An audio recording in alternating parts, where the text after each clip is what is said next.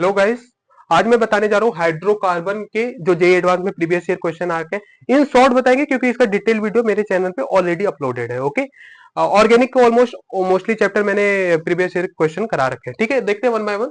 अब जैसे इसमें क्वेश्चन पूछ रखा है 2025 में आ रखा है कि कंसीडर द रिएक्शन है। इसमें बताना है कि कौन सा हाइड्रोजन एसिडिक हाइड्रोजन होगा। तो बेसिकली एसिडिक हाइड्रोजन का क्राइटेरिया क्या होता है? पहली बात तो वो इलेक्ट्रोनेगेटिव एटम से अटैच होगा, जितना इलेक्ट्रोनेगेटिव एटम से अटैच होगा उतना ज्यादा वो एसिडिक हाइड्रोजन होगा।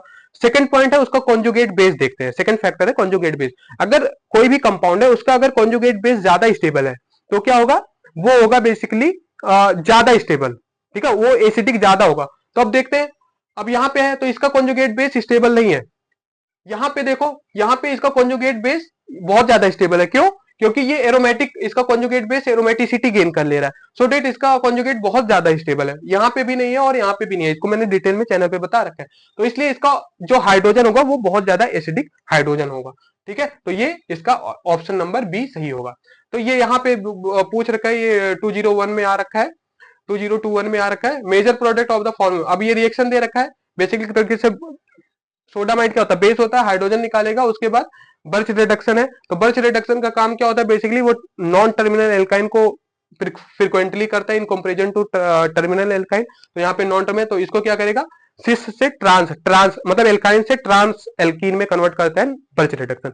यही अगर लिंडलार कैटलिस्ट होता वो क्या करता है? वो एल्काइन से सिस एल्कीन में कन्वर्ट करता है। तो इसके अकॉर्डिंग देखोगे ऑप्शन नंबर ए हो गया। यहाँ पे आओ, ये अच्छा क्वेश्चन है, द नंबर ऑफ आइसोमेरिक टेट्राएटीन। तो इसमें बताना है बेसिकली ये रिएक्शन दे रखा है, इसमें ये रिएक्शन है तो ये सोडियम बर्च रिडक्शन है। बर्च रिडक्शन क्या करेगा? एल्काइन को ट्रांस एल्कीन में कर देगा। उसके बाद Br2 है तो हर जगह Br लग जाएगा। ठीक है, अब यहाँ पे बोल रखा है alcoholic cage. Alcoholic cage basically क्या करता है? डीहाइड्रोहेलोजिनेशन रिएक्शन करता है। डीहाइड्रोहेलोजिनेशन में क्या होता है? रिमूवल होता है, बेसिकली रिमूवल ऑफ ब्रोमीन और हाइड्रोजन। तो यहाँ पे क्या हो जाएगा? डबल बॉन्ड आ जाएगा। ठीक है, ये हो गया, यहाँ पे हर जगह से निकल गया। उसके बाद क्या है? ये आइसोमेरिक टेट्राइंस हो गया ना, टेट्राइंस 4 इन है। तो आइसोमेरिक बोला है तो एक सिस बन सकता है, एक ट्रांस बन सकता है। तो इसकी कितनी पॉसिबिलिटी है? 2 पॉसिबिलिटी। तो इसका आंसर 2 हो गया।